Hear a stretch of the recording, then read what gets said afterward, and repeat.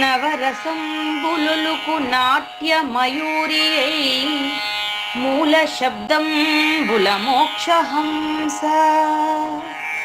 నవరసంబులుకు నాట్య మయూరియై మూల శబ్దంబుల మోక్షహంస.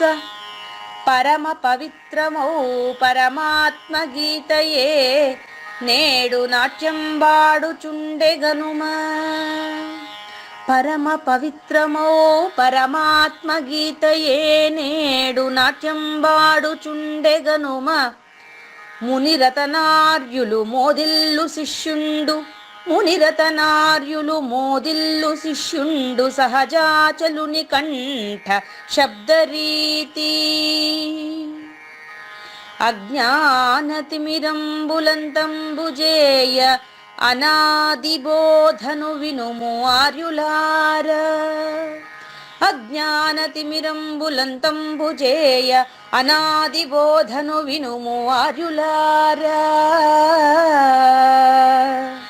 వినుము ఆర్యులార. తెలిపే జ్ఞానేశ్వరుల్ గీతన్ దివ్య రీతి. తెలిపే జ్ఞానేశ్వరుల్ గీతన్ దివ్య రీతి. ఆణిముత్యమీ గ్రంథము అచలులార. ఆణిముత్యమీ గ్రంథము అచలులార. ఆదరించిరి గీతను అచల ఋషులు గురుని వాక్కుగా గ్రహించి గురుతుగనుడు. ఆదరించిరి గీతను అచల ఋషులు గురుని వాక్కుగా గ్రహించి గురుతుగనుడు. హరి ఓం శ్రీ గురుభ్యో నమః. నమో భగవతే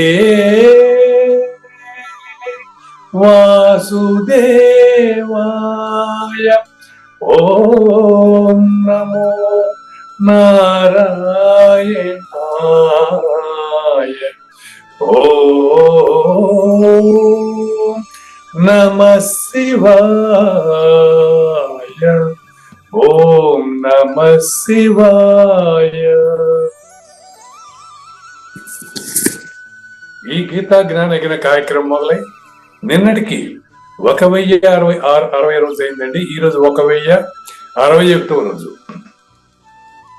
ఈ గీతా జ్ఞానయజ్ఞ కార్యక్రమం సంకల్పించి నిర్వహిస్తున్న శ్రీ విద్యాసాగర్ గురువు గారికి, శ్రీ వెంకటేశ్వర గురువు గారికి శ్రోతలందరి తరపున ధన్యవాదాలు, వందనాలు. ఈనాటి కార్యక్రమంలో పాల్గొన్న ఆత్మస్వరూపులైన శ్రోతలందరికీ కైవల్యాశ్రమం తరపున, అలాగే శ్రీ శివరామ దీక్షితుల వారి అచల యూట్యూబ్ ఛానల్ తరపున హృదయపూర్వక స్వాగతం, వందనాలు. గురుదేవులు సహజాచల రాజయోగి శ్రీ పూజారి వెంకటేశ్వర గురువు గారిని కార్యక్రమం ఆరంభించమని కోరుతున్నానండి. సర్వము గురువుమయము, సర్వము గురువుమయము. భవరోగ వైద్యుడతడని తెలియుము, సకల విద్యల నిలయము. దక్షిణామూర్తి అతడని తెలియుము. మూగవాణి మాటను, ఈ మూగవాణి మాటను శ్రోతలు కోటలు దాటింతురు. గురుకృపా సిద్ధితోనే నేనెంత ఆనందముందినాను. నిజయోగి శ్రీకృష్ణుడు నిజ భక్తుడైనట్టి అర్జునుండు. వీరి సంవాదామృతం జనులార మన పాలిట అమృతం. వేదవ్యాసుడు దీనిని జనుల ఎద వికసించునట్లుగాను మహాభారతమందున వెలిగించే కోటి సూర్యుల వెలుగుతో. నిత్య సత్య శాశ్వతమైన పరిపూర్ణంలో లేఖనే జరుగుతున్నట్లుగా మనకు తెలియబడుతున్న పవిత్రమైన శ్రీమద్ భగవద్గీత జ్ఞానేశ్వర్య జ్ఞానయజ్ఞంలో ఇవాళ 1061వ రోజు, అంటే 2024 జనవరి 29వ తేదీన శ్రీమద్ భగవద్గీత మనం 53వ శ్లోకంలో ఆత్మ సాక్షాత్కారం లేదా అచల పరిపూర్ణ సాక్షాత్కారం అందినటువంటి ఆ యొక్క బ్రహ్మభూతుని యొక్క పరిస్థితి తెలుసుకునేదానికి ముందుగా ఈ బోధించినటువంటి హితవాక్యాలను తెలియజేస్తున్నారు శ్రీకృష్ణ దేశికేంద్రులు. దీనికి శీర్షిక వచ్చి ఏది నిత్యము. నేటి శీర్షిక అండి ఏది నిత్యము. ఆ నిత్యాన్ని గురించి తెలియజేసేటటువంటి శ్రీకృష్ణ దేశికేంద్రుల 186వ కంద పద్యంతో శ్రోతలందరికీ సాదర స్వాగత సుమాంజలి. శ్రీ గురుభ్యో నమః. శ్రీమద్భాగవత కృష్ణదేశిక ప్రభువులు రచించిన 292 కందార్థ దరువులు సంపూర్ణంగా జ్ఞానయజ్ఞంలో రోజుకొకటి చొప్పున వ్యాఖ్యానించబడిన విషయం శ్రోతలకు విదితమే. ఈ కందార్థ దరువులను రచించిన 19 సంవత్సరాల వరకు అవి ముద్రణకు నోచుకోలేదని, వాటిలోని నిగూఢ భావాలను మరింత స్పష్టం చేస్తూ రచయిత క్షరాక్షరోపాధి ద్వయదోషరహిత పరమతత్వ కందములు 261 రచించారని, తదుపరి సద్గురు శుభాశీస్సులతో ఈ రెండూ కలిపి ఒకే పుస్తకంగా ముద్రించారని పెద్దలు చెప్పగా విన్నాం. పుస్తకం ఇప్పుడు మన భక్తులతో చాలా మంది దగ్గర ఉంది. ఈ కందపద్యాలు భగవద్గీతకు ఉత్తర గీత వలె సద్గురు భక్తులకు కందార్థ దరువులలోని ఎన్నో సమస్యలకు సమాధానమై విలసిల్లుతోంది. ఎంతో ఉపయోగకరమైనటువంటి ఈ కందపద్యాలను రోజుకు ఒక్కొక్కటి చొప్పున వివరించాలని అడిగిన ప్రత్యక్ష శ్రోతల కోరిక మేరకు జ్ఞానయజ్ఞంలో శ్రీకృష్ణ పరమాత్మ సందేశానికి ముందే ప్రతిరోజు కృష్ణ ప్రభువుల దర్శనం మహద్భాగ్యంగా భావిస్తూ ముందుకు వెళదామా? నీమదికి ఈ నిజబోధను ప్రేమతో నాటించదలచి పెక్కు విధములన్ నే మొదలు పెట్టి చెప్పితే ఇది ఏ మాత్రము రాత్రి పగలు ఏ మారకు మీ. శీర్షిక చూసాం మనం ముందే. ఏది నిత్యము అనేది శీర్షిక అండి. హితవాక్యాలు ఆల్రెడీ మొదలు పెట్టారు. హితవాక్యాలు అంటే ఎప్పుడు కూడా బోధ చెప్పేసిన తర్వాత ఆ బోధ సారాంశం యొక్క గొప్పతనాన్ని, దాని ప్రాధాన్యతను, శిష్యుని కర్తవ్యాన్ని తెలియజేసేటువంటి విధానాన్ని హితవాక్యాలు అంటారు. ఇవి అన్వయం ఒకసారి చూడండి. ఈ నిజ బోధ అది నిత్యమైనటువంటిది. బోధ నిత్యం కాదండి, బోధ కూడా లేనిదే. ఈ నిజ బోధ ద్వారా ఏదైతే సూచన చేయబడుతుందో, 20 రోజులుగా చూసాం కదా మనం, ఏదైతే బోధ ద్వారా సూచన చేయబడుతుందో అది దాని గురించి ప్రశ్నించకుండా మీరు ఉండలేరు. ప్రశ్నించిన తర్వాత ఆన్సర్ చెప్పకుండా గురువు ఉండలేడు. అందుకనే గురువుని అచల పరిపూర్ణము పనిచేయదు, పరిపూర్ణం ఏం మాట్లాడదు. అందుకనే మీరు నన్ను డిస్టర్బ్ చేయను అనేది. అట్లానే పరిపూర్ణం ఊరికే ఉండదండి. ఊరికే ఉండదు అంటే అర్థం ఏంటంటే మీలో వచ్చి ప్రశ్నిస్తుంది కదా. చూడండి, మీరు ప్రయత్నం చేస్తారు, అరే మనకు అడుగోపారి మధ్యలో మనకు అడ్డం తగలకూడదు బోధకి అని మీరు అనుకుంటారు. అది మీ చేతిలో ఎక్కడుంది? ఇప్పుడు శ్వాస తీసుకోవడం సంక్రమించింది మనకు, కానీ మన ప్రమేయం లేదండి. నేను తీసుకుంటాను, నేను మూసుకుంటానని ఎవరిని అన్నారంటే దానికి ఒక క్వశ్చన్ చూడండి. ఎవరైనా సరే చచ్చిపోవడం ఇష్టం ఉంటుంది, ఎవరికైనా ఇష్టం ఉంటుందా? కాబట్టి పోయేటప్పుడు ఎందుకు వదిలేస్తారు? వదలొద్దని చెప్పు.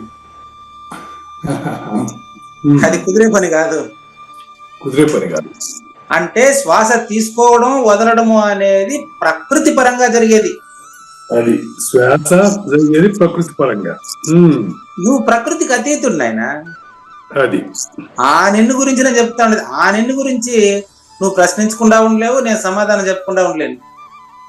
అది ఉదాహరణకు మీరు కొన్ని పాయింట్లు గబ్బ గబ్బ గబ్బ గబ్బ అని ప్రశ్నించారు నిన్న. ఉమ్. ఒరవరు ఇదంతా ఎందుకు న్యూస్ సెన్స్, ఇది ఎందుకు పాపం అందరిని ఇబ్బంది పెట్టేది టక్కన డిలీట్ చేసినట్టున్నారు. అవును అవును గురుగారు, అవును. కానీ అది అది అదే అదే అది మీ చేతిలో లేదు, నా చేతిలో కూడా లేదు. ఆ, సమాధానాలు ఎట్టు వచ్చినాయి? గోడకు కొట్టిన బంతి మళ్ళీ ఎనికి రాకుండా ఉంటుందా? ఆ, ఆ. గోడకు బంతి కొడితే కంపల్సరీ ఎనికి రావాలి. అది అదేనండి, అదే. జననం ఉంటే మరణం ఉందన్నా, జననం ఉంటే ఖచ్చితంగా మరణం ఉంటది. ఆ, లేనట్టి జన్మకు మరణ జన్మ బాధ లేదన్నా. ఉమ్, లేనట్టి జన్మ అయినప్పటికీ లేనట్టి జన్మ ఇది అనే విషయాన్ని ఈ నిజబోధన్, ఈ నిత్య సత్య శాశ్వతమైన సూచనను, ఉమ్. ఈ నిత్య సత్య శాశ్వతమైన సూచన, ఈ నిజబోధన ఉంది చూడండి, నీ మదికి ఈ నిజబోధనం ఆ, గురుగారు. అని మనము ఈ నిజబోధన నీ మదికి అటు తిప్పుకోవాలి. దానికి వ్యాఖ్యాత ఉండేది. వ్యాఖ్యాత లేక విమర్శకుడు లేకపోతే ఉపన్యాసకుడు, మీరు ఏదైనా పెట్టుకోండి, అతనిలోకి వచ్చి ఆ పరిపూర్ణమే నీకు పాఠం చెప్తుంది, నాకు చెప్తుంది పాఠం. ఆ రహస్యమే ఈరోజు మనకు 18వ అధ్యాయంలో 53వ శ్లోకంలో తెలియబోయేది రహస్యమే. జరిగేది ప్రకృతి పరంగా. అవునండి, ప్రకృతి పరంగానే. కరెక్ట్. ప్రకృతికి వేరుగా ఉండటం అంటే ఏమిటి? ప్రకృతికి వేరుగా ఉండటం అంటే గాఢ నిద్రలో మీరు ఉండేది ప్రకృతికి వేరుగానే కదండి. ప్రకృతిలోనే కదా ఉందా మనం? అది ఇప్పుడు మేలుకున్నాక చెప్తాండారు. మీరు మేలుకున్నది ప్రకృతిలో. అవును. గాఢ నిద్రలో ప్రకృతితో ఉన్నానని గాఢ నిద్రలో పోయి చెప్తే ఒప్పుకుంటానా? నాకు కూడా గాఢ నిద్రలో మీరు వచ్చి చెప్తే గాఢ నిద్రలో తెలియదు, కానీ మరి నిద్రపోవడం అనేది కూడా ప్రకృతిలో భాగమే కదా. అందుకనే కదా నిద్రపోవడం అంటే మరణం. నిద్రపోవటం అంటే మరణం లాంటిది. మరణం ప్రకృతిలో భాగమే. అదే గురుగారు, అంతే. జననం కూడా ప్రకృతిలో భాగమే. మీకు నిద్రపోవడం నిద్ర లేయడం తెలుసు, రెండు మధ్యలో ఏముందో తెలుసా? లేదు. ఇప్పుడు మీకు పూజారి వెంకటేశ్వర తెలుసు, కావూరి నాగేశ్వర ప్రసాద్ తెలుసు. అవును. మన ఇద్దరి మధ్యలో ఏముందో మీకు తెలుసా? లేదు. అదే అది అది అదే అంటే ఇప్పుడు ఆచరణాత్మకంగా దీన్ని ఎలా అన్వయించాలి? అన్వయించబని లేదు, అన్వయించేది కావూరి నాగేశ్వర ప్రసాద్. ఆచరణ ఇప్పుడు ఆల్రెడీ జరుగుతాను. మీ వయసు ఎంత? 70 సంవత్సరాలుగా మీలో ఆచరణ జరుగుతానే ఉంది.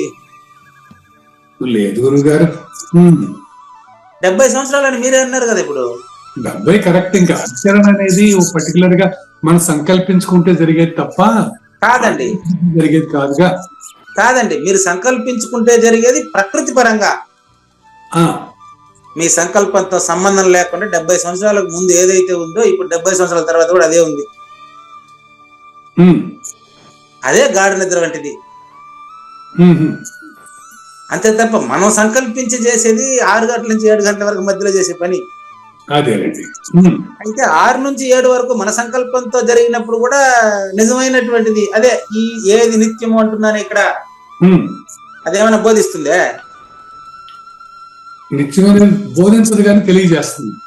అదే మరి ఎట్ట తెలియజేస్తుందో చెప్పండి చూద్దాం. మరే మీలో ప్రశ్నగాను నాలో సమాధానంగాను ఉండేది అదే. నిజం తెలియజేయకపోతే మన నిజాన్ని గురించి మనం ఎందుకు ఆలోచించాలి? నిజాన్ని ఒకరు తెలియజేయాల్సిన పనిలే. నిజాన్ని మీలో మీరే తెలుసుకుంటేనే మీకు నిజం. అందుకనే ఇది నిజబోధ అయింది. అంటే నిజం తెలియజేస్తుంది మనకి. అవునండి, నిజం గురుమూలంగానే తెలుస్తుంది. ముళ్ళుతోనే ముళ్ళు తీసుకుంటాం. గురుగారు, ముళ్ళుతో ముళ్ళు తీసిన తర్వాత 2 ముళ్ళు ఆడ పడేస్తాం అంతే. కానీ ఏ ముళ్ళు గుచ్చుకునింది, ఏ ముళ్ళు తీసినాం అనేది పడేసిన కొద్ది 2 రోజుల తర్వాత పోయి తీసి చూపించలేదు. అదే విధంగా గురువు ఎవరు, శిష్యుడు ఎవరు అనేటువంటి గుర్తు పరిపూర్ణంలో ఉండదు. పరిపూర్ణుడికి కూడా ఉండదు. కూడా గురువుని పూజిస్తాడు కదా గురుగారు. ఏమండి? పరిపూర్ణులు కూడా గురువుని పూజిస్తాడు కదా? లేదండి లేదండి లేదండి పరిపూర్ణుడు కూడా గురువుని పూజించడం అనేటువంటి మాట ఏదైతే ఉందో ఇది ఉంది కదా. ఈ పరిపూర్ణుడు గురువుని పూజించడం అనేటువంటి మాట వ్యవహారం అండి. ఉమ్. పరిపూర్ణుడు గురువు అనే రెండు వస్తువులు లేవు గురువు నిజ గురువుకి. ఆహా. ఉండేదంతా ఆయన, అది మాత్రమే ఉంది. అది అనుభూతి అయి ఉంటది ఆయన. ఈరోజు తెలుస్తుంది. మీరు అడిగేటువంటి ప్రతి ప్రశ్న ఈరోజు ఆన్సర్ ఉండదు. అట్లా. ఉమ్. ఇంత స్పష్టమైనటువంటి మీరు అడుగుతున్నప్పుడు టకా టకా టకాని ఎంత స్పష్టంగా ఆన్సర్లు వచ్చేస్తున్నాయో అటువంటి ఈ నిత్య సత్య శాశ్వతమైనటువంటి దాన్ని నీకు నేను పూజారి వెంకటేశంగా తెలియజేయలేను కాబట్టి, ఉమ్. కేవలం కృష్ణ ప్రభుగానైతే నేను తెలియజేయలేను కాబట్టి ఉమ్. నీకేం చేశానంటే ఈ నిజబోధనం నీ మదికి ప్రేమతో నాటించదలచి. ఈ ప్రేమ ఎక్కడి నుంచి వచ్చింది తెలుసా నాకు? ఉమ్. మా గురుదేవులు అయినటువంటి దక్షిణామూర్తి నుంచే వచ్చింది. ఉమ్. ఇక్కడ చెప్పేటువంటి ప్రేమ ఈ హ్యూమన్ వాల్యూస్, మానవీయ విలువలు, వృత్తి ధర్మాల్లో నంబర్ 9లో చెప్పుకుంటాను దీన్ని. అవును. ఆ ప్రేమ ఇది. ప్రేమ అంటే ఐ లవ్ యూ అంటారే ఆ ప్రేమ కాదు. అవునండి. ఈ ప్రేమ ఏ ప్రేమ అంటే, ఆ రోజు 3వ తరగతిలో నువ్వు చెయ్యి నేరుగా ముందర పెట్టి ఉమ్మడి ఆంధ్రప్రదేశ్ ఉండేటప్పుడు భారతదేశము నా మాతృభూమి, భారతీయులు నా సహోదరులు, ప్రతి వారిని ప్రేమిస్తున్నాను అన్నారే ఆ ప్రేమ ఇది. ఆ ప్రేమ అంటే ఆ రోజు నీకు తెలీదు. డిగ్రీ కాలేజీకి వచ్చినాక అసలే తెలియదు. ఇంకా ఈ తర్వాత గురువుని ఆశ్రయించిన తర్వాత మాత్రమే తెలుస్తుంది. తెలిసినటువంటి నువ్వు లేనివాడని స్పష్టంగా తెలిస్తే అదే నిజమైన ప్రేమ. ఆ రోజు మనకు ప్రేమ అంటే విలువ తెలియలే. ఎందుకంటే ఆ రోజు ప్రతి వారిని ప్రేమిస్తున్నానని చెప్పినావు. ఈ రోజు డిగ్రీ కాలేజీకి వచ్చేసిన తర్వాత మాత్రం నా ఫ్రెండ్స్ వీళ్ళు, వాడు నా శత్రువు అంటున్నాం. ఆ రోజు మాట ఈ రోజు ఏమైందండి చెప్పండి? ఆ రోజు తెలియక చెప్పాం, ఈ రోజు తెలిసింది అనుకుంటాను. అది తెలిసినట్టు కాదు, ఇది తెలిసినట్ట. మీరు చెప్పాల్సిందే. మళ్ళీ చెప్తా చూడండి మీకు. ఆ రోజు ప్రతి వారితోనూ మర్యాదగా నడుచుకుందునని ప్రతిజ్ఞ చేశామా లేదా? అవును. ఈరోజు అందరితో సమానంగా నడుచుకుంటున్నామా? లేదు. ఆ రోజు దానికి అర్థం తెలియదు. కానీ అందరూ కాదు, కొందరు అందరితో మర్యాదగా ఉంటున్నారు. ఆడ ప్రతి వారు అని చెప్పినాక మళ్ళీ అందరూ కొందరు ఆడుండారండి. అక్కడ ప్రతిజ్ఞ చేసినప్పుడు నీకు దాని విలువ తెలుసా? తెలుసా? అప్పుడు విలువ తెలియదండి. ఏదో మెకానికల్ గా మనం వయసులో వాళ్ళు చెప్పటం మనం చేయటం జరిగింది, అంతవరకే. ఇప్పుడు కూడా తెలియడం లేదు. ఎందుకంటే అప్పుడు అది ప్రతి వారితోనూ మర్యాదగా నడుచుకుంటాను అనేది కరెక్టా కాదా? నడుచుకోవాలని వద్దా? నడుచుకోవాలి. కానీ ఈరోజు ప్రతి వారితో నడుచుకోలేదు అంటే నాకు ఆ రోజు దాని గురించి తెలియడం లేదు, ఈ రోజు కూడా తెలియడం లేదు. అదే గన సద్గురువుని ఆశ్రయిస్తే, గురు శిష్య రహితుడైనటువంటి సద్గురువుని ఆశ్రయిస్తే, ఆయన లక్షణాలు ఉన్నాయి కదా మనకు. పరిపూర్ణ దర్శినిలో 12 లక్షణాలు 12 16 చెప్పున్నారు చూడండి. పరిపూర్ణ దర్శనంలో అతని లక్షణాలు ఉన్నాయి కదా, అయితే పట్టుకోండి, అతన్ని ఆశ్రయించండి. అయ్యా మాకు ఈ యొక్క ఈ సమాజంలో అంతా దొంగ గురువులే ఉన్నారు, మాకు పరిపూర్ణ గురువు కనపడలేదని మీరు అన్నారు అనుకోండి, మీకు చాలా స్పష్టంగా పేజ్ నెంబర్ కూడా చెప్తా చూడండి. ఇప్పుడు ఏదో కురుపూర్ నాగేశ్వరరావుకే తెలుసు, కరెక్ట్ గా నాకు కూడా తెలియదు ఎన్నో పేజీలు ఉన్నాయని. ఆయన కదా సెట్ చేసింది అది. ఉపసంహారం 6వ అధ్యాయం, పరిపూర్ణ దర్శిని 6వ అధ్యాయం ఉపసంహారంలో 54 పేజీలో స్పష్టంగా ఉన్నాయి. 54 పేజీలో స్పష్టంగా సద్గురుమూర్తికి సహజ లక్షణమైన ద్వాదశాంశములు, సద్గురుమూర్తికి సహజ లక్షణములైన ద్వాదశాంశములను పెట్టాను. ఆయన ఎవరిని ద్వేషించరు, దేన్ని కోరడు. నంబర్ 1 నేను నువ్వు అనే భేదం. ఇప్పుడు అక్కడ మనం చిన్నప్పుడు ప్రతిజ్ఞ చేసినాం కదా, అది దీనికి సరిపోతుంది చూసుకోండి. అంటే చిన్నప్పుడు మనం ప్రతిజ్ఞ చేసిన ప్రతి టెక్స్ట్ బుక్ లోనూ కూడా పరిపూర్ణ బోధ ఉంటుంది, నాకు తెలియదు ఇంతవరకు. ఇప్పుడు ఆ ప్రతిజ్ఞ సారాంశమై అయి ఉంటుంది చూసుకోండి, సాందీపని వాక్యాలు కూడా. కాబట్టి ఈ నిజబోధ అంటారా? నిజబోధ ఒకటి, అబద్ధ బోధ ఒకటి ఉందా అని మనం ప్రశ్నించినట్లయితే, నిజబోధ తెలుసుకోవడానికి అబద్ధం అని తెలిస్తే సరిపోతుంది. చూసుకోండి, ఎవరిని ద్వేషించడు, దేన్ని కోరడు, నిజ గురువు. క్వాలిఫికేషన్ చూసుకోండి, ఇటువంటి గురువుని పట్టుకోండి. ఏం మీకు ఎందుకు ఇబ్బంది అంటే, ఎటువంటి గురువు అనేది ఫలానా గురువు లక్షణాలు మనకి ఇంతవరకు తెలియదు. లేకపోతే వ్యాపారస్తులు వెనకాల వెళ్తామా? అదేనండి. నంబర్ 1, ఎవరిని ద్వేషించడు, దేన్ని కొరడు. నంబర్ 2, ఆయనకు నేను నువ్వు అనే ఇద్దరు అనే ఆలోచన ఆయనకు ఉండదండి. ద్వేషం ఉండదు. నంబర్ 3, పరిపూర్ణ దర్శనం 54 పేజీ. పంచతన్మాత్రల ప్రభావానికి ఆయన లోను కాడు, అస్సలు లోను కాడు. ఎవరో గైడ్ చేశారు. ఒక ఆయన అక్కడ నేను గురుగీత రాస్తా ఉంటే తన్మాత్రలకు లోనుగాడు అని రాశాను. రాసినప్పుడు ఆయన వచ్చి గైడ్ చేశారు. ఈ తన్మాత్రలు అంటే సామాన్య ప్రజలకు అర్థం కాదు కదయ్యా, కాబట్టి 5 తన్మాత్రలను కాకుండా ఆ శబ్దం అనే మాట వచ్చేట్టుగా శబ్ద స్పర్శ రూపరసగంధాలు వచ్చేట్టుగా రాయమంటాడు. అధ్యాయం అక్షరాలు సరిపోదు. దానికి ఏం చేశానంటే శబ్దాదులు అని రాశాను. శబ్దాదులు అంటే 5 వచ్చేస్తాయి, సరిపోతుంది ఆటోమేటిక్ గా. అట్లా అంటే ఇప్పుడు ప్రకృతి ద్వారానే అది జరుగుతుంది. కానీ ప్రకృతికి అతీతంగా ఉండేదాన్ని శిష్యుడు గురువులో చూస్తాడని నిన్న 90 సంవత్సరాల వయసు ఆయన వచ్చి గైడ్ చేస్తా ఉంటే అప్పుడు చూసిన. గుమ్మం రాసుకుని వెళ్ళిపోతా ఉండ 10 లైన్లు రాయబడింది గురుగీత స్వేచ్ఛగా అనువాదం. ఆయన వచ్చా నాకు ఏదైనా చెప్పండి, నాకేమైనా ఏం చెప్పేది నేను ఆయనకి, నాకేమైనా తెలిసి ఉంటాయి కదా.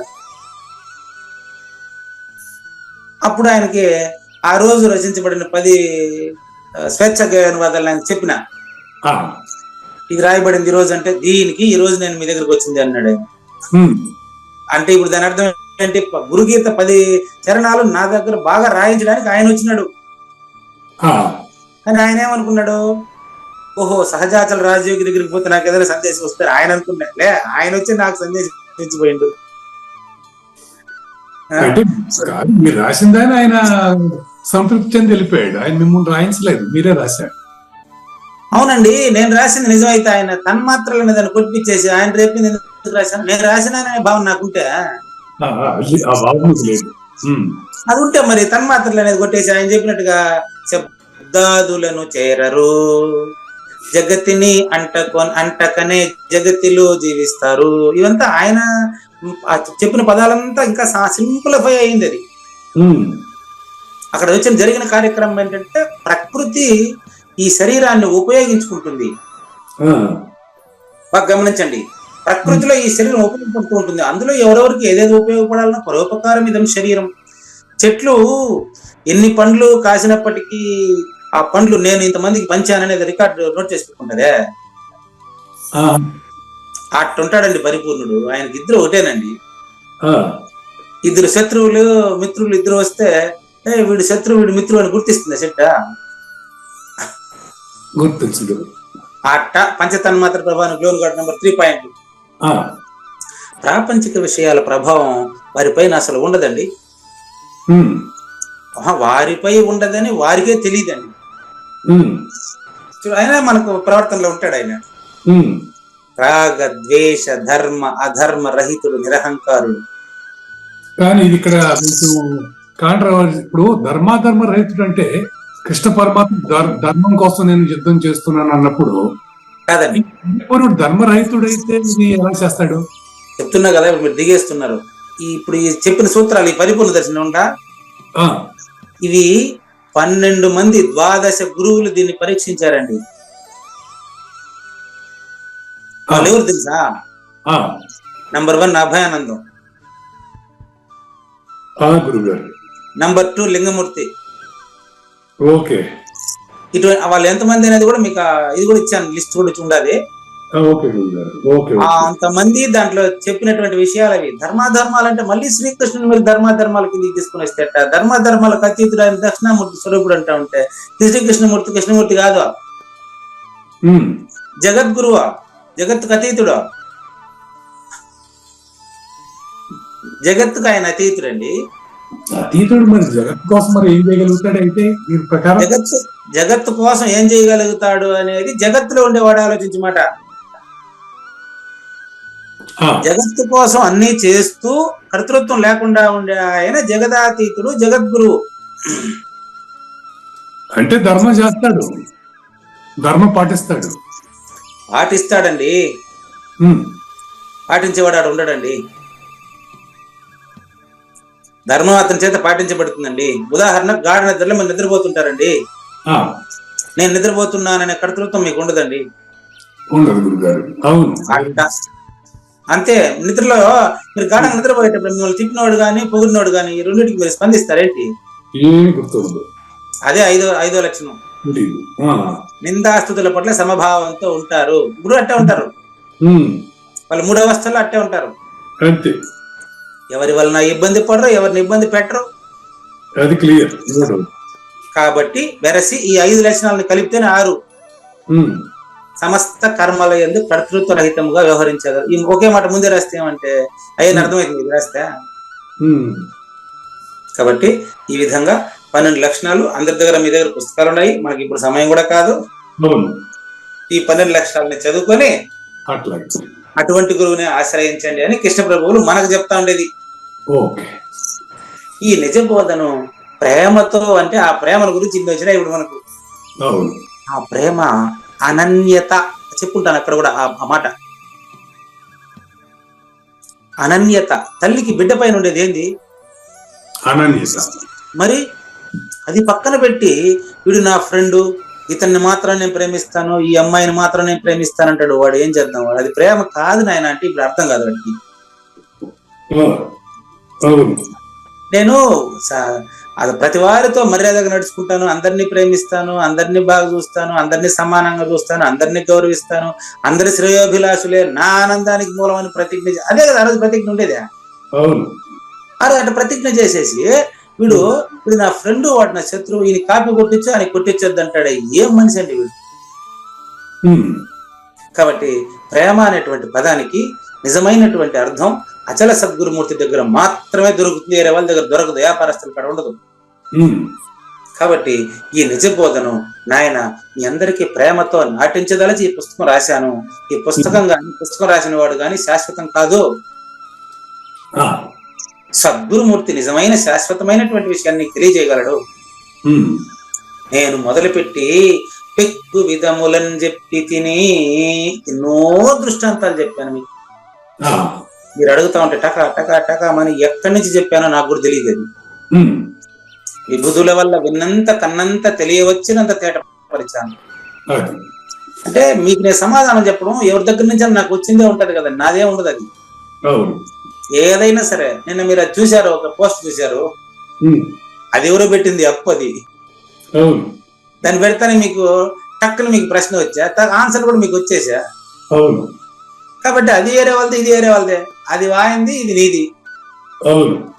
ఆ ప్రశ్న సద్గురువుది, అది పోస్ట్ సద్గురువుది, ఈ ఆన్సర్ ఇంకొక సద్గురువుది. కాబట్టి ఆయన మీరు ఒకటే, మధ్యలో నేనే లేనివాడు. మాట మీరు అన్వయించండి, సరిపోయిందా లేదు చూడండి. అంతే. కాబట్టి ఇది ఏ మాత్రం రాత్రి పగులు ఏమారకు, దీనికి అర్థం చెప్పి ముగిస్తా. ఏంటండి రాత్రి పగులు ఏమారకు నిద్రపోకుండా ఉండమనే చెప్పాలి. ఇప్పుడు రాత్రి పగులు ఏమారద్దంటే అర్థం ఏంటి? సదా గుర్తుపెట్టుకో అంటే నిద్రపోకుండా మేలుకోమనే సూచన. ఏం సూచన అంటే ఎప్పుడు కూడా ఈ ఆచరణ యోగ్యుడవ్వడానికి ప్రయత్నించునన్నా అని హితవాక్యం. నిత్య సత్య శాశ్వతమైంది ఎలా ఉంటుందో, అది తెలిసిన వాడు ఎలా ఉంటాడో పరిపూర్ణ దర్శనిలో 12 అంశాలతో చెప్పారు. కాబట్టి ఆ 12 అంశాలతో ఉండేటువంటి వారిని చూసి తెలియకపోతే సత్సంగం ఏర్పాటు, వాళ్ళ శిష్యుల్ని కలవాలి ముందు. మనం ఏదైనా గురువు దగ్గరికి పోవాలంటే వాళ్ళ శిష్యుల్ని కలవాలి. లేకపోతే ఫస్ట్ నేరుగా గురువు దగ్గరికి పోయినా మనకు ఉపయోగం ఉండదండి. శివరామ దీక్షితులు గురువు కోసం ఎతికెత్తికి ఒక దొమ్మరామని కలిసి ఆవిడ చెప్తే అప్పుడు పోయినాడు గురువు కాడికి. వాళ్ళ శిష్యుల్ని కలవాలి ఫస్ట్. మనం నాగేశ్వర ప్రసాద్, కుడుపుడు నాగేశ్వరరావు వస్తానే శిష్యుల్నే ఫస్ట్ కలిశారు. ఆయన నేరుగా తలపల్లి మురత్నం గారికి వెళ్ళారా? లేదు, నా దగ్గరికి వచ్చారు ఫస్ట్. నేను ఆయన్ని వారి దగ్గరికి తీసుకుపోయా. అట్లా మనం నేరుగా ఇటువంటి లక్షణాలు ఉండేటువంటి వ్యక్తి ఎక్కడ దొరుకుతాడని ఎంక్వైరీ చేయండి. కనిపించిన వాళ్ళంతా నేనే అని చెప్పినారు అనుకో, వాడు ఏంటంటే నేనే చెప్పినాడు, నేను అసలు గురువు కానే కాదు. నేనే గురువు, నేను నీకు అన్ని చెప్తాను రండి అంటే అది కుదరదు. అవును. అందుకనే నేను ఫస్ట్ తీసుకుపోయి లక్ష్మీనారాయణమ్మ గారి ముందర పెట్టాను, ఉమ్, రఘు రాజ్ కుమార్ వాళ్ళిద్దరిని. ఉమ్, అమ్మగారు అని చెప్పారు, ఉమ్, వచ్చేయమని చెప్పండి, నేనే ఇచ్చేస్తాను, నేనే అన్ని చూసుకుంటానని. ఉమ్, వాళ్ళే పోలే పాపం. ఉమ్, ఎవరైనా సరే మీరు ఫస్ట్ శిష్యున్నే మనం కలవాల్సింది. ఉమ్, లక్ష్మీనారాయణమ్మ గారు శిష్యురాలే, నేను శిష్యురాలే, మీరు అందరూ మన శిష్యులమే. ఉమ్, గురువు తెలిసిన తర్వాత శిష్యులు కూడా ఉండడండి, అక్కడ మళ్ళీ గురువే ఉంటాడు, వాళ్ళ ఇద్దరు వేరు వేరు కాదు మళ్ళీ. ఉమ్, మరి ఈ గురు శిష్య రహితమైనటువంటి స్థితి ఎలా వస్తుంది అనేది తర్వాత రెండవ భాగంలో చూద్దామండి. అవును. ఈ యొక్క నిత్య సత్య శాశ్వతమైన దాన్ని నీ మదిలో స్పష్టంగా నాటించడం కోసం ఎన్నో ఉదాహరణలు చెప్పాను. ఇది 24/7 నిరంతరం దీన్ని ఏమారకుండా ఉంటే ఆటోమేటిక్ గా నీకు ఆచరణ అలవాటు అయిపోతుంది, అస్పర్శయోగం అలవాటు అయిపోతుంది అనేసి కృష్ణ ప్రభువుల సందేశం అండి.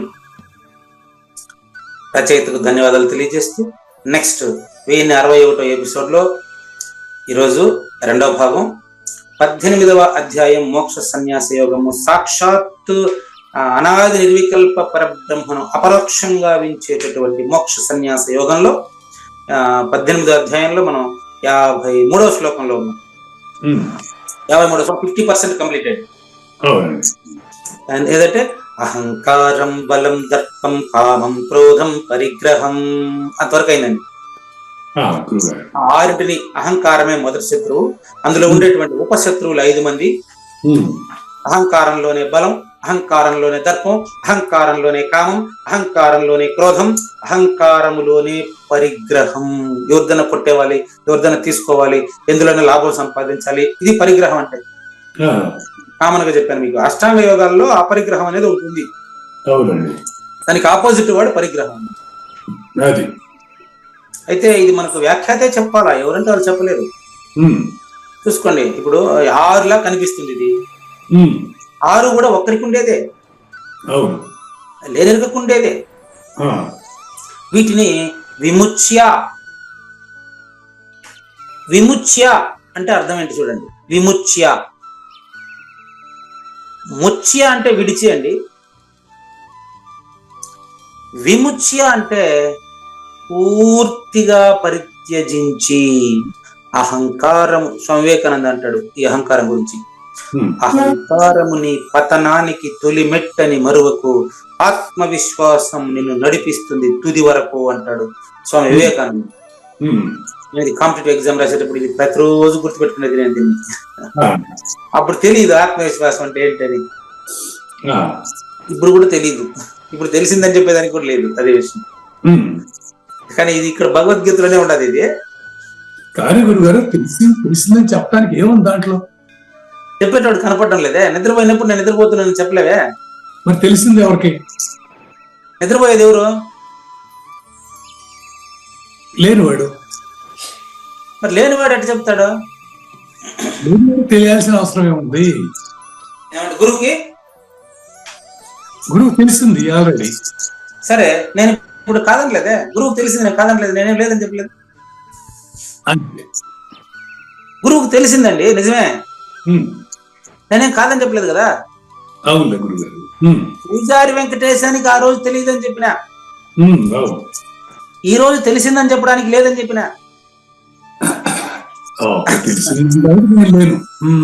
పూజారి వెంకటేశానికి ఆ రోజు ఏంద్ర ఇది, అందరూ వివేకానంద స్వామి అంటున్నారు, ఏం ఆయన గొప్పతనము, ఎవరు చూసినా రాసి పెట్టినాడు ప్రతి చోట, మేలుకో మేలుకో మేలుకుంటాడు. నేను కొత్తగా మేలుకుండేది, నేను మేలుకొనే ఉన్నాను అనుకునేవాడిని.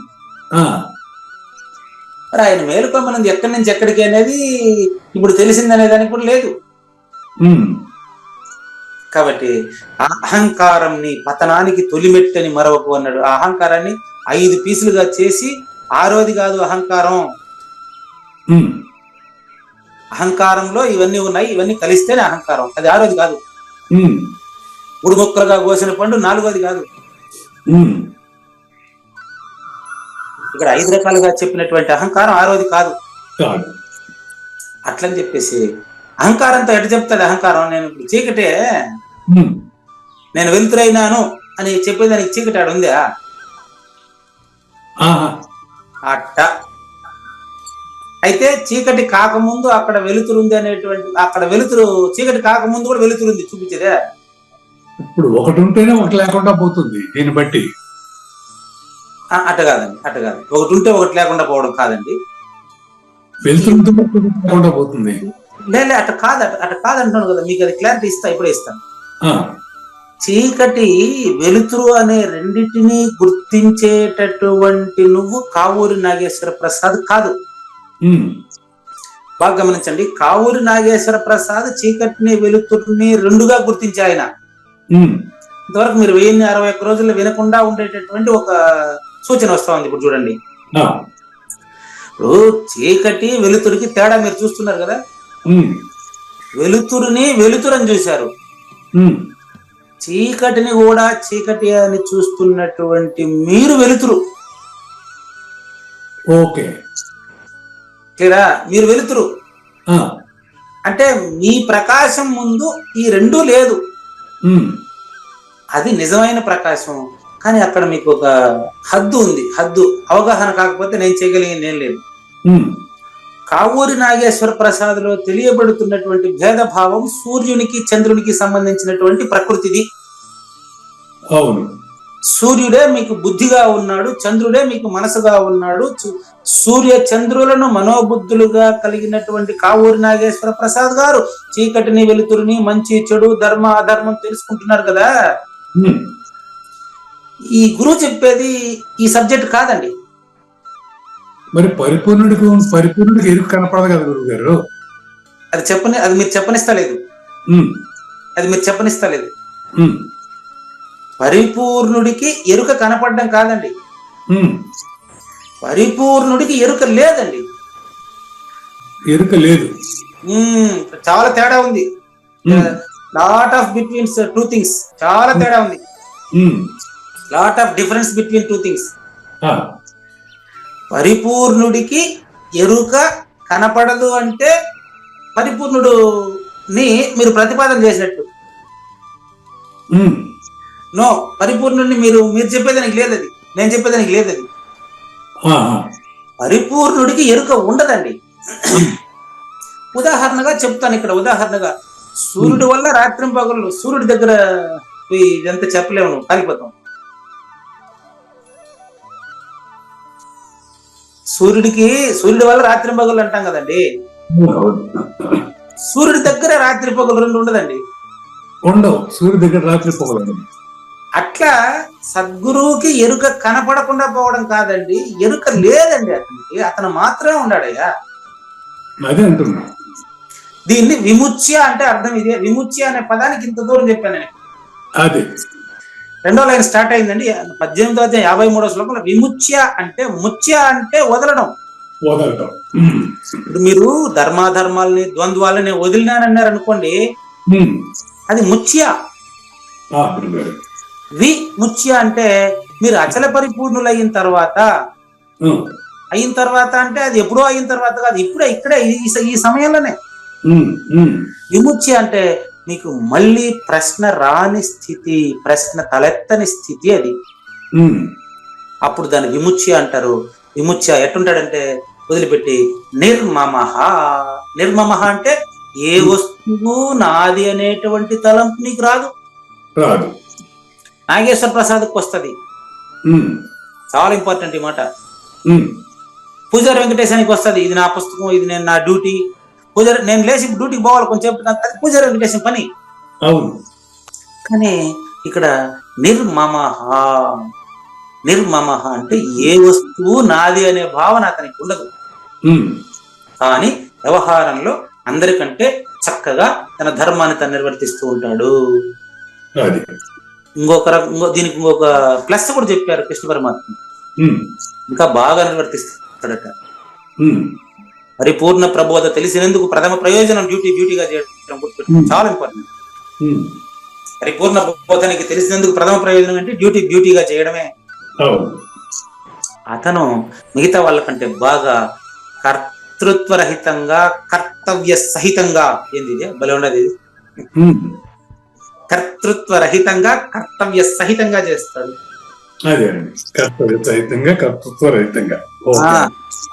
శాంతియుతుడు. ఎట్టుంటాడు ఆయన అంటే శాంతిగా ప్రశాంతంగా ఉంటాడు. అటువంటి అతను బ్రహ్మభూయ కల్పతే అచల పరిపూర్ణ సిద్ధికి అర్హుడగును. 50వ శ్లోకంలో అచల పరిపూర్ణుడు గురించి చెప్తానన్నారు. ఇప్పుడు అర్హత చెప్పారు. అచల పరిపూర్ణుడు ఎలా ఉంటాడో తర్వాత శ్లోకంలో తెలుస్తుంది. అంతలోపు మనకి ఇక్కడ ఈ సగం లైన్ కి ఈయన ఏం చెప్తారో ఒకసారి చూద్దాం. జ్ఞానేశ్వరి చూడండి. నిన్న మనకి ఎంతవరకు అయింది అంటే అజేయమైనటువంటి కామరూప శత్రువుని ఆయన జయించేశాడు, సదానందం అనుభవిస్తున్నాడు. అక్కడి నుంచి చూడండి, అందువలన అతను ఎలా ఉంటాడంటే అతనికి సేవ చేస్తుందండి ప్రకృతి. జ్ఞాన గుణములైన అమానిత్వాది సమూహములు కైవల్య ప్రదేశములందరి రాజులుగా వచ్చి అతని ఎదుట హాజరైపోతాయి. ఎట్లా హాజరైపోతాయి అది పెట్టారు చూడండి. అది ఎట్లా హాజరైపోతాయంటే శుద్ధ సత్వజ్ఞానము యొక్క యజమానిత్వమును అతని కల్పించి స్వయంగా అతని పరివారమందు ఒక సామాన్య ఉద్యోగులుగా ఉంటాయి. సామాన్య పైనుంచి రెండోలేదు. ఏంటివి 20 గుర్తున్నాయా? 20 గుర్తున్నాయా మీకు? అమానిత్వం, అదంభిత్వం, అహింస, క్షాంతిరాజ్యవం, ఆచార్యోపాసనం, శౌచం, స్థైర్యమాత్మ నిగ్రహ. అవునండి. అది ఇక్కడ 20 ఇతనికి సేవ చేస్తాయి. అంటే ఈ అచల పరిపూర్ణ పదవి ఎలాంటిది అని ఉదాహరణ చెప్తున్నారండి. ఉదాహరణ, ముఖ్యమంత్రులన్నీ ఎమ్మెల్యేలంతా కలిసి ముఖ్యమంత్రులు అనుకుంటారు. నాకు తెలియదండి, ఉదాహరణ చెప్తున్నా. ముఖ్యమంత్రులన్నీ కలిపి ప్రధానమంత్రి అనుకుంటారా? నాకు తెలియదండి. వాళ్ళని అనుకుంటారు, వీళ్ళు అనుకుంటారు. సరే, రాష్ట్రపతిని ఎవరు ఎన్నుకునే పని లేదు. రాష్ట్రపతిని వీళ్ళు ఎక్కువ మరని ఒకరిని పెట్టుకోవాలి, మంచి వాళ్ళని. రాష్ట్రపతిని ఒకరు అనుకునేది ఎలక్టోరల్ కాలేజ్ అంటారు. దాని పేరు ఎలక్టోరల్ కాలేజ్ అంటారు. దాని ప్రాసెస్ వేరే. కానీ వీళ్ళకు మందితో సంబంధం ఉంటుంది. ఆయన ప్రథమ పౌరుడు అంటే మొత్తం భారతదేశం మొత్తానికి అందరూ వ్యక్తులే, కానీ ఆయన మొదటి వ్యక్తి. దానికి ఆల్టర్నేట్ ఇంకోటి ఉండదు. అట్లా ప్రపంచంలో సృష్టి స్థితి లయముల కంటే అతీతుడు ఒకడే ఉంటాడు. ఆయన మొదటోడు, అంతే. ఆయన రెండుగా ఎప్పుడు మారడు. ఆయన పేరు చెప్పుకొని పరిపాలన ఇదన్నీ. అట్లా చూసుకోండి. ఎందుకు ఇది చెప్పాల్సి వచ్చిందంటే, రాజులకు రాజు ఆయన, గురువులకి గురువు ఆయన. ఎవరు? అచల పరిపూర్ణుడు అండి. గురువులకు గురువు, రాజులకు రాజు. అబ్దుల్ కలాం గారిని వీళ్ళందరూ పోయి, అందరూ ముఖ్యమంత్రులంతా పోయి పియోమరని అడుక్కున్నారు రెండోసారి రాష్ట్రపతిగా ఉండమని. పోయా, నాకు ఒకసారి తలనొప్పిగా ఉంది, మీ కోరు నేను పడలేను, పోయా అని అడుగుతామని. అంతటా చూడు, ప్రవృత్తి అనే రాజమార్గం గుండా ఆ వీరుని సవారి బయలుదేరుతుంది. ఆ వీరుడే అచల పరిపూర్ణుడు. అతనికి సవారి ఎట్ట బయలుదేరుతుంది తెలుసా? ఆయన కదలడండి. ఉదాహరణ మీకు అతన్ని అపరోక్షం చేయడానికి ఉదాహరణ లేదు. ఆయన కదలకుండా ఉంటాడు. కదులుతున్నటువంటి శరీరంలో మనకు కనిపిస్తుంటాడు. ఆయన కదలలేదని ఆయనకు తెలుసు. అప్పుడు ఆయనకి ఏం జరుగుతాయి తెలుసా? చూడండి, జాగ్రత్త. ఈ కథ నేను ఒకసారి రాశాను ఇదే విధంగా, ఇప్పుడు చదువుతున్నా దీన్ని. చూడండి, జాగ్రత్త, స్వప్న, సుషుప్తి ముగ్గురిని స్త్రీలుగా పెట్టా. జాగ్రత్త ఒక స్త్రీ అండి, స్వప్నం ఒక స్త్రీ, సుషుప్తి ఒక స్త్రీ. ఈ ముగ్గురు స్త్రీలు ఇతనికి సుఖము కలిగించేదానికి దిష్టి తీస్తారంట. అతని ముందు బ్రహ్మబోధ అనేటువంటి చోపుదారియగు వివేకము మాయా ప్రసారమైన జనసమూహాన్ని అంతా దూరంగా నెడతా పోతుందంట ఆయన ముందర. ఆయన వస్తున్నాడంటేనే వీళ్ళు గొప్ప చెప్పుకుని ఉంటారు, ఏం మాట్లాడరు. చూసారు, అచల పరిపూర్ణ గురుమూర్తి అంటే అది కథ. రాజమార్గం అయింది. అంటే ఆయన దగ్గర జాగ్రత్త, స్వప్న, సుషుప్తులు అనే 3 దిష్టి చెలికత్తులుగా ఉంటాయి. ఈ 3 యోగ అవస్థ తన చేత ఆయన యోగం చేసే పనిలే. ఆయన వస్తే ఆయన దగ్గర ఉండే వాళ్ళందరికీ యోగమే, రాజయోగం. ఆయన ఏం యోగం చేయవనిలే. తన చేత హారతి పళ్ళెం పెట్టుకుని యోగం అతనికి హారతి ఇస్తా ఉంటది. అంటే అతనిలో ధ్యానం జరుగుతుంది, అతను ధ్యానం చేయడు. ఆ సమయంలో సిద్ధి బుద్ధుల సమూహం అంతా వచ్చేసరి. ఇది గణపతి భార్యలు, వీళ్ళిద్దరు గణపతి భార్యల పేర్లు. సిద్ధి బుద్ధి అనేది ఆయన అచల పరిపూర్ణుడు కాబట్టి ఆయనకు సిద్ధి బుద్ధులు ఆయన కింద ఉంటాయి. సిద్ధికి బుద్ధికి అధిపతి గణపతి. అవును. కాబట్టి ఆ గణపతి అచల పరిపూర్ణ గురుమూర్తి.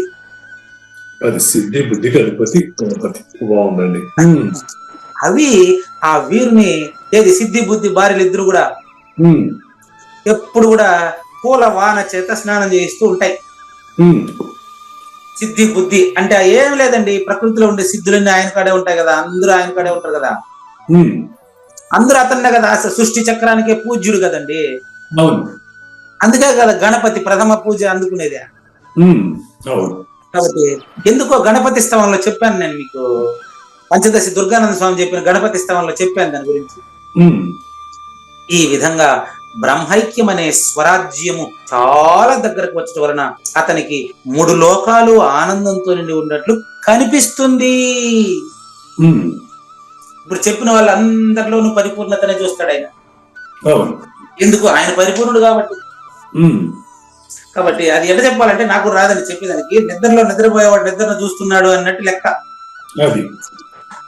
గాఢ నిద్రపోయేవాడు నిద్రను తప్ప ఇంకోదాన్ని చూడంటే ఆడు చూసేవాడు చూపు 2 ఉంటాయా? గాఢ నిద్రపోయేవాడు నిద్రను చూస్తాడు తప్ప మేల్కొండే వాళ్ళ శత్రువుల్ని మిత్రులను చూస్తాడా? జస్ట్ మీకు ఉదహరించానంతే, మీరు నాలో కలిగించే ప్రేరణ వలన. కాబట్టి కావూరి నాగేశ్వర ప్రసాద్ గారు ఆయన ఏకజాత ఆయన ఒక్కడే ఉండేది. ఏకజాత సమావస్థ వలన ఫలానా వ్యక్తి నా శత్రుడు, ఫలానా వ్యక్తి నా మిత్రుడు అనేటువంటి భేదభావం అతనికి ఉండదు. అందుకే మీకు గాఢ నిద్రను పోల్చడం అయింది అంతే. నిద్రపోయినోడు కాదు ఆయన, మేలుకున్నోడు కాదు, సదా సుశక్తి వంటి వాడు, గుర్తుపెట్టుకోండి. నిద్రపోయినవాడు కాదు ఆయన, గాఢ నిద్ర వంటి సదా మెలకువలో ఉండేవాడు ఆయన. అది అసలు విషయం. కేవలం ఇంతే కాదండి, ఒకవేళ ఏ నిమిత్తం అందైనా ఏదైనా సమయం వల్ల అతనికి నా అనేటువంటి మాట అతని నోట్లో వచ్చినప్పటికీ, అవు నా సెల్ మీ దగ్గర ఉందా అంటాడు మామూలుగా. నా సెల్ అక్కడ మీ దగ్గర పెట్టేసి ఏదో మీరు వీడియో చూస్తాడు అనుకోండి, ఇచ్చేసి బయట పోయి ఉంటాడు. నాగేశ్వర ప్రసాద్ గారు నా సెల్ ఇటు తీసుకురండి అంటాడు. అది వ్యవహారం కోసం మాత్రమే. అతనికి నాది ఒకటి ఇంకొకటిది ఒకటి అనే భావమే ఉండదు. మాట్లాడతాడు వ్యవహారం కోసం. అయినా అతనికి నేను ఒకటి, అసలు రెండవది అనేది అతనికి లేదండి. ఎందుకంటే ఆయన కేవలం ఏకస్వరూపుడు కదండి, ఆయనకు రెండోది ఎట్లుంటదయ్యా? కనుక ఓ కావూరి నాగేశ్వర ప్రసాద్ గారు, మీరు మీ ప్రశ్నల వలన ఇంత అవగాహన పరుస్తున్నారు చూడండి. ఈ విధంగా అతడు ఏకభావంతో జగత్తునంతా నింపివేస్తాడు. అంతకుముందు వెలితిగా ఉండిందే? అంతకుముందు ఏమైనా వెలితిగా ఉండిందే అని అడుగుతున్నా. అది అర్థం ఏంటంటే, అతడు జగత్తునంతా ఏకభావంతో నింపేస్తాడు అంటే అలా అవగాహన చెందాడు అని అర్థం. ములుగుచ్చ సందు లేకుండా ఉండేటువంటి తత్వాన్ని అపరోక్షితముగా వించుకున్న తర్వాత అందరినీ ప్రేమించకుండా ఎలా ఉంటాడండి? ఆ ప్రేమ అనన్య ప్రేమ అంటారండి. తల్లి బిడ్డలు ఒక 5-6 మందిలో ఒకడు శత్రువు ఒకడు మిత్రువుగా ఎంతమంది భావించినప్పటికీ, తల్లి మాత్రం బిడ్డలందరినీ తన అనన్య ప్రేమతోనే చూస్తుంది కదండి. పిల్లలు ఎన్నిసార్లు చెప్పినప్పటికీ, నీకు వాడంటే నాకు ఇష్టం, నేనంటే నీకు ఇష్టం లేదు, ఎప్పుడు నేనంటే నీకు చిన్న చూపేనా, ఎన్నిసార్లు చెప్పినప్పటికీ అందరినీ తల్లి సమానంగానే చూస్తుంది కదండి. అది కనకుండా ఉండే తల్లి అయితే వేరే విషయం అనుకోండి, అది వేరే విషయం. మా పెద్దమ్మ నాకు అప్పుడు గోపారి ఫోన్ చేసేది, అప్పుడంతా నేను డ్యూటీలో ఉండేటప్పుడు, ఆయన ఈ నా దగ్గర ఉండే బంగారంతా మీ చెల్లెలకి ఇచ్చేయాలనుకుంటా ఉన్నాను, నువ్వేం చెప్తావు నాయన అనేది. ఏమ్మా, నేను ఎప్పుడైనా నీ దగ్గర బంగారంతా అడిగినానా? నువ్వు మా చెల్లెలకి ఏమి ఇస్తావు? నాకేం అసలు నన్ను అడగాల్సిన అవసరం ఏముందమ్మా? నీ దగ్గర ఏదో ఉందంటున్నావు, మా చెల్లెలకి ఇస్తానంటున్నావు, నాకు నువ్వు వేరు మా చెల్లె వేరు, నేను అదంతా ఏం లేదమ్మా, నాకు నీ దగ్గర ఏముంది అది మొత్తం ఇచ్చేయని చెప్పిన నేను. అట్లా ఏకభావంతో ఉండేటువంటి వాడికి తన మన పర ఏం లేదు. ఇది నిజమైన మాటేనండి, నేను వ్యవహారంలో చెప్పిన మాటేనండి. ఇందువలన అతనికి సంకుచిత వృత్తితో కూడిన మనస్తత్వం ఎప్పుడు అతనికి ఉండదు. సంకుచిత మనస్తత్వంతో కూడినటువంటి మమత్వము, నాది అనేటువంటి భావన అతనికి ఎక్కడ ఎప్పుడు ఉండదు ఉండదు ఉండదు. అది సంకుచితత్వం. అస్సలు రాదు. సంకుచితము అంటే నాది పరా అనే భేదభావం అని అర్థం. అది మమత్వం. నిర్మమః అన్నారు కదా మన శ్లోకంలో, విముచ్య నిర్మమ శాంతో. ఎప్పుడైతే మమత్వం లేదు శాంతంగా ఉంటాడు. ఇంకా నెక్స్ట్, అతడు దానిని పూర్తిగా పరిత్యజిస్తాడు. దేన్ని? పైకి పైకి తేండి, ఇంకా పైకి. అది అదే పూర్తిగా పరిత్యజిస్తాడు. త్యజించడం వేరు, పరిత్యజించడం. అదే చెప్పాను మీకు. విముచ్య అంటే చెప్పాను కదండి. ముచ్య అంటే వదలటం. ముచ్యకు విముచ్యకు తేడా చెప్తాను, కొంచెం చూడండి. ముచ్య అంటే రోజు తాగేటువంటి తాగుబోతు ఆ రోజు నేను వదిలేస్తాను, ఈ రోజు నుంచి తాగుడు వదిలేస్తాను అంటాడు. అది ముచ్య. మరుసటి రోజు తాగి వస్తాడు. ఏం రా వదిలే, అది నిన్ను మాత్రమే కదా చెప్పినాను. మరుసటి రోజు మళ్ళీ తాగి వస్తాడు అనుకోండి. ఏమరా నిన్న ప్రతిజ్ఞ చేసిన, నిన్న డేట్ ఏమి, ఈ రోజు డేట్ ఏమని అడుగుతాడు. ప్రతిజ్ఞ చేసిన నిన్న కదండి, ఈ రోజు మన నిద్రపోయి లేచినాం కదా, ఈ రోజు వేరే కదా. నిన్న తాగిన మందు ఈ రోజు నేను తాగలేదు, ఈ రోజు వేరే బాటిల్ తాగాను చూడండి కావాలంటే అంటారు. ఇది ముచ్య. విముచ్య అంటే అర్థం ఏంటంటే, మా నాన్నగారు దాంతోనే మొంగడుకునేవాళ్ళు, కళ్ళు సారాయి బలి తాగేవాడంట ముందు. కానీ ఆయన మరణానికి ఒక 20 సంవత్సరాలకు ముందు నుంచి కంప్లీట్ గా మానేసి, బీడీ సిగరెట్ అన్ని మానేశాడండి. అంటే మళ్ళీ చివరి శ్వాస వరకు కూడా ఆయన దాన్ని ముట్టుకోలేదు. దాన్ని విముచ్య అంటారు. పూర్తి వదలడం. ఇది ఎగ్జాంపుల్ వరకు చెప్పాను మీకు, అంతే. ఆ విధంగా అహంకారాన్ని కూడా పూర్తిగా పరిత్యజించిన వాడికి మమకారం ఎలా ఉంటుందని ప్రశ్నిస్తున్నారు. అందులోనే సమాధానం తెలుసుకోవాలి మనం. ఇట్లాగా ఈ వీర పురుషుడు తన శత్రువులందరినీ నాశనమునర్చి, అంటే అర్జునుడు కౌరవులందరినీ చంపినట్టు కాదు, తన శత్రువులందరినీ నాశనమునర్చి. అంటే ఎంతమంది ఉన్నారు ఆయన శత్రువులు?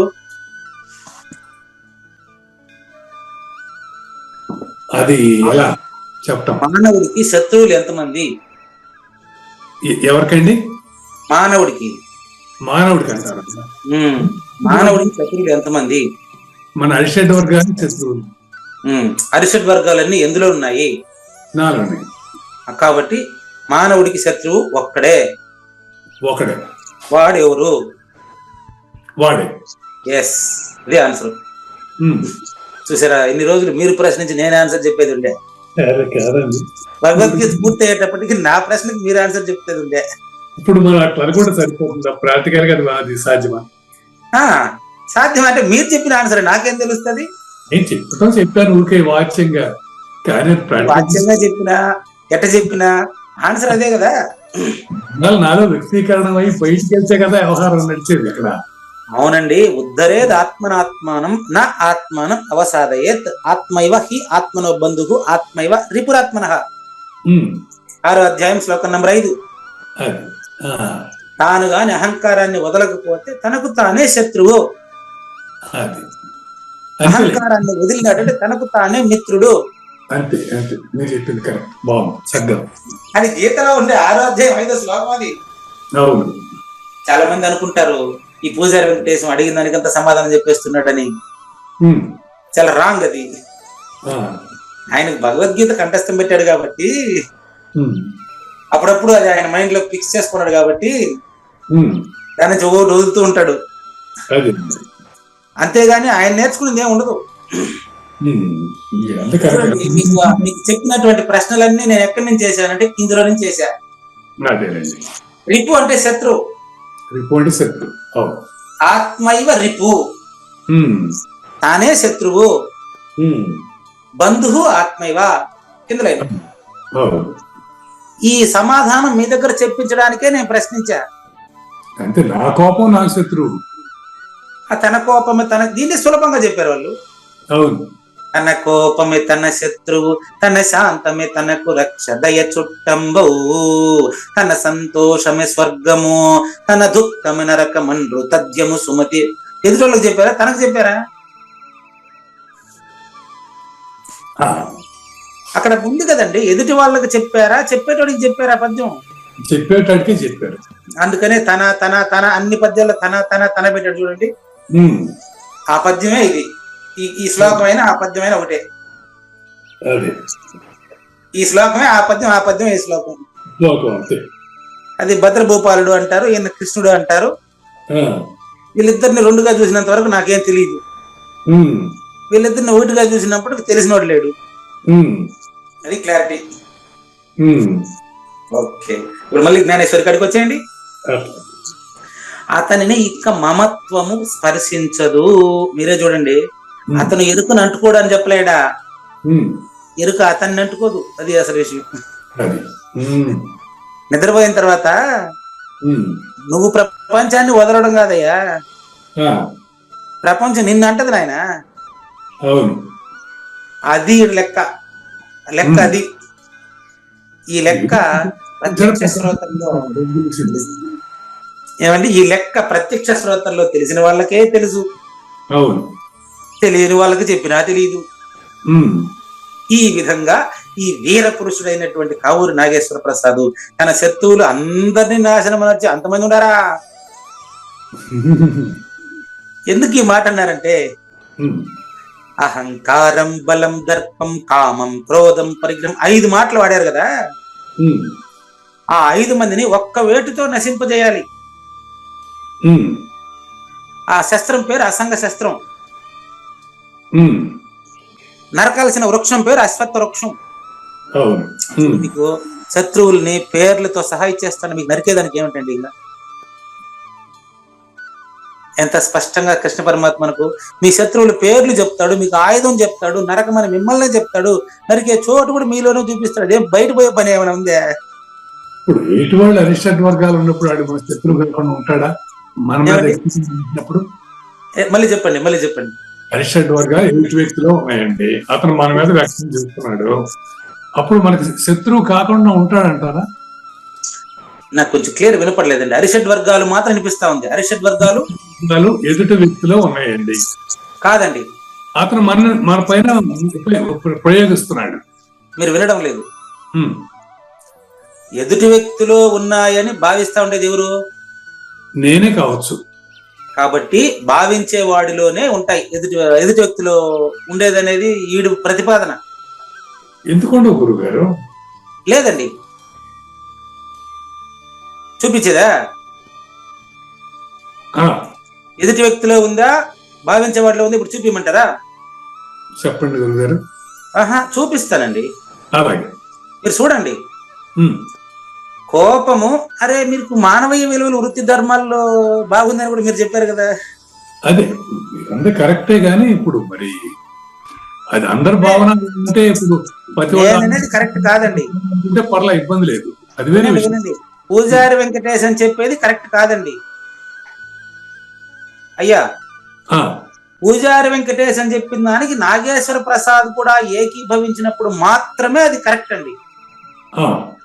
బాగా గమనించండి. మీరు ఏకీభవించిన తర్వాత కరెక్ట్ అని చెప్పండి, నేరుగా గుడ్డిగా చెప్పకండి. మళ్ళీ ప్రశ్న మీకే. కోపం వచ్చిన వాడికి సంబంధించినదా, ఎదుటి వ్యక్తికి సంబంధించినదా? కోపం వచ్చిన వాడికి సంబంధించింది. డౌట్ ఉందా? డౌట్ లేదు. నెక్స్ట్ రెండవ ఉదాహరణ.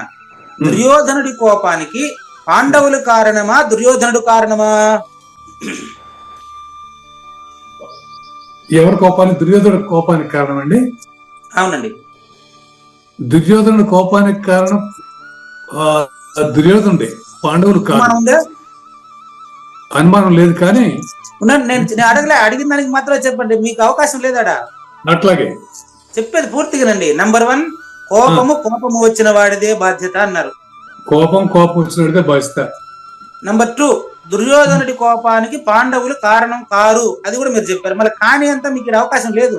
అంతేలేండి. ఓకే, మనకు స్వతంత్రత లేదు. సద్గురుమూర్తి నియమించినటువంటి 2 నాటకాలు మన పాత్ర మాత్రం మనం చేయాలి. మన సొంత వ్యాఖ్యానం పనికిరాదు ఇక్కడ.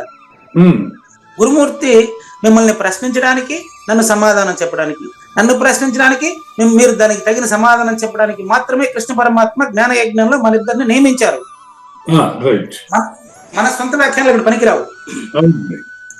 దుర్యోధనుడు కోపానికి దుర్యోధనుడే కారణం నెంబర్ 1. ఉమ్, కోపం వచ్చిన వాడికి కోపం వచ్చినటువంటి వ్యక్తి కారణం నెంబర్ 2. ఉమ్, ఈ 2 సమాధానాలని మీరు బేరీజు వేసుకొని ఉమ్. మీరు అరిషడ్ వర్గాలు, ఎదుటి వ్యక్తిలో ఉండే అరిషడ్ వర్గాలని చూడాలన్నా, నాలో ఉండే అరిషడ్ వర్గాలని చూడాలన్నా అని చెప్తే క్లాస్ ముగుస్తుంది. అంటే నాలో ఉండే అరిషడ్ వర్గాలను చూడాలి. అంతవరకే ఆన్సర్. మీకు కానీ లేదు. ఎందుకు లేదు తెలుసా? చెప్తా ఉండే ఆయన కృష్ణ పరమాత్మ. అదేలేండి. వినేవాళ్ళు మన ఇద్దరు. అవును. బాగా గమనించండి. నెంబర్ 1, దుర్యోధనుడిలో కోపానికి దుర్యోధనుడే కారణం, ఒక పేరు పెట్టాం. నెంబర్ 2, కోపం వచ్చిన వాడి బాధ్యత, కోపం వచ్చిన వాడిదే కోపం బాధ్యత గాని ఎదుటి వాడిది కాదు. నెంబర్ 2. ఈ రెండిటి వల్ల ఎవరైనా సరే కోపం వచ్చేటువంటి వ్యక్తి, కోపం వచ్చినటువంటి వాడు తనలో ఉండే కోపాన్ని తాను తగ్గించుకునే ప్రయత్నం చేయాలా, ప్రపంచంలో ఉండే అందరి కోపాలని తగ్గించుకుంటా పోవాలనా? ఇప్పుడు పాండవుల కోపం దుర్యోధనుడి పైన కనుక యుద్ధం వచ్చింది కదా గురుగారు. నేను యుద్ధం గురించి మాట్లాడలేదండి. టైం అయిపోయింది. ఇప్పుడు టైం అయిపోయినట్టుంది. అయిపోయినట్టుంది. కోపము అంటే అహంకారము, అహంకారిది మాత్రమే, గురువుది కాదు. కాబట్టి దీన్ని అలా అటాక్ రేపు కొనసాగిద్దామండి. అప్డేట్ కరెక్ట్ గా ఉంది, ఇబ్బంది లేదండి. లేనిది లేదు, ఉన్నది లేకపోవుట లేదయ్యా, ఈ గొప్ప మర్మమంతా నీ వలనే తేటగా తెలిసెనయ్యా. అహంకారము బలమును, దర్పము కామము క్రోధంబును, పరిగ్రహంబును మమతను పూర్తిగా వదిలిన శాంతియుతుడు పరిపూర్ణ భావంబును పొందుటకు పాత్రుడవుతున్నాడయ్యా.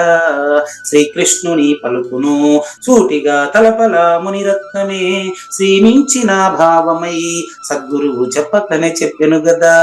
సద్గురాత్మ అండి. మంగళం అమ్మ కానండి. జయ మంగళం నిత్య శుభమంగళం, జయతు జయ మంగళం మహోత్సవ మంగళం. జయ మంగళం నిత్య శుభమంగళం, జయతు జయ మంగళం మహోత్సవ మంగళం. శ్రీమించున చలంబు సూచించినటువంటి దక్షిణామూర్తికి దండమిడుతూ, శ్రీమించున చలంబు సూచించినటువంటి దక్షిణామూర్తికి దండమిడుతూ, శ్రీ మహావిష్ణువు సూర్య భగవానుడు యాజ్ఞవల్కి జనక రాజ ఋషికి. జయ మంగళం నిత్య శుభమంగళం, జయతు జయ మంగళం మహోత్సవ మంగళం. అయం వ్యర్థ బాహ్య కోపిన భవతి అనే సుఖయోగి సాంది పరుసుల వరుస. అయం వ్యర్థ బాహ్య కోపిన భవతి అనే సుఖయోగి సాంది పరుసుల వరుస. దీనినే శ్రీకృష్ణ పరమాత్మ వద్దనే ఎరిగరిగిన ఉద్ధవార్జునులకు. జయ మంగళం నిత్య శుభమంగళం, జయతు జయ మంగళం మహోత్సవ మంగళం. శ్రీ అల్లమా ప్రభు బసవేశ్వరుండును బ్రహ్మానంద రామానంద స్వామి. శ్రీ అల్లమా ప్రభు బసవేశ్వరుండును బ్రహ్మానంద రామానంద స్వామి. నవరసాలు లిఖించు నాట్యమయూరిగా గీతను మలచిన జ్ఞానేశ్వరులకు. జయ మంగళం నిత్య శుభమంగళం, జయతు జయ మంగళం మహోత్సవ మంగళం. కబీరు దాసుడు సహజానంద గురుడు రామావధూతయు రాజితముగా. కబీరు దాసుడు సహజానంద గురుడు రామావధూతయు రాజితముగా. అంబికా శివయోగి శ్రీవేమన నిరంజన వెంకయ్య తిరువెంగళార్యులకును. జయ మంగళం నిత్య శుభమంగళం, జయతు జయ మంగళం మహోత్సవ మంగళం. శ్రీ బృహద్వార వాసిష్ఠ సిద్ధాంతమును చేసి జనన మరణ భ్రాంతి జడుపు బాపి శ్రీ బృహద్వాసిష్ఠ సిద్ధాంతమును చేసి జనన మరణ భ్రాంతి జడుపు బాపి అచల సాంప్రదాయమవనిలో నెలకొలిపి అందించినట్టి శివరాములకును జయమంగళం నిత్య శుభమంగళం జయతు జయమంగళం మహోత్సవమంగళం. మెప్పైన బోధల తిప్పలు బాపిన అప్పయ్య మంత్రియు అచల గురులు మెప్పైన బోధల తిప్పలు బాపిన అప్పయ్య మంత్రియు అచల గురులు పరశురామ సీతారామ స్వామి ప్రభులు నరసింహ యోగి గురువర్యులకును జయమంగళం నిత్య శుభమంగళం జయతు జయమంగళం మహోత్సవమంగళం.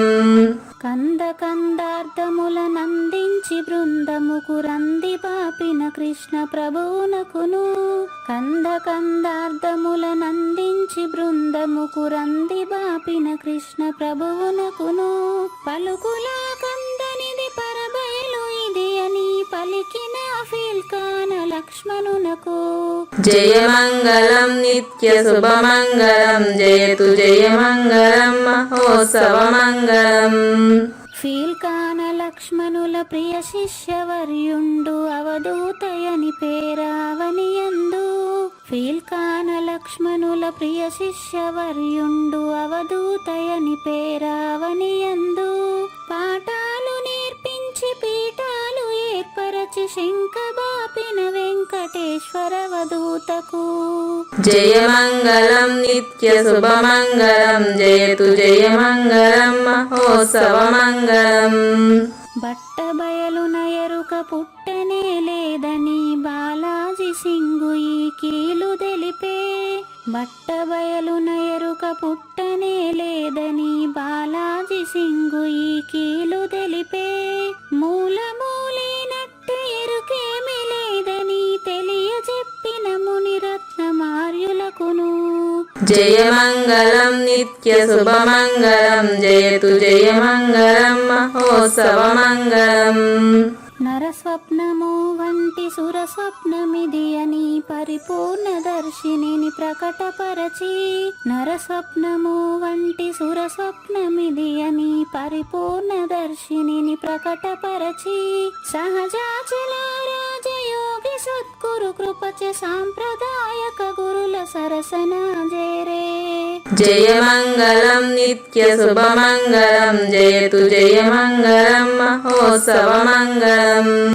నిష్కల్మషానంద నిజ గురుని శిష్యుండు లింగమూర్తి లిపిని పొందుపరచి నిష్కల్మషానంద నిజ గురుని శిష్యుండు లింగమూర్తి లిపిని పొందుపరచి కార్వేటి నగరము పురవాసుడైనట్టి పూజారి వెంకటేశునకంకితం బిది జయమంగళం నిత్య శుభమంగళం జయతు జయమంగళం మహోత్సవమంగళం. జయమంగళం నిత్య శుభమంగళం జయతు జయమంగళం మహోత్సవమంగళం. జై సద్గురు ప్రభు మహారాజ్ కి జై. జయ గురుదేవ్ అండి. శ్రోతందరి తరపున వెంకటేశ్వర గురు గారు ధన్యవాదాలు చెప్తూ శాంతి మంత్రం. పూర్ణమదః పూర్ణమిదం పూర్ణాత్ పూర్ణముదచ్యతే పూర్ణస్య పూర్ణమాదాయ పూర్ణమేవావశిష్యతే. ఓం తత్సత్. ఓం శాంతి శాంతి శాంతి. హరి ఓం. న తద్భాసయతే సూర్యో న శశాంకో న పావకః యద్గత్వా న నివర్తంతే తద్ధామ పరమం మమ.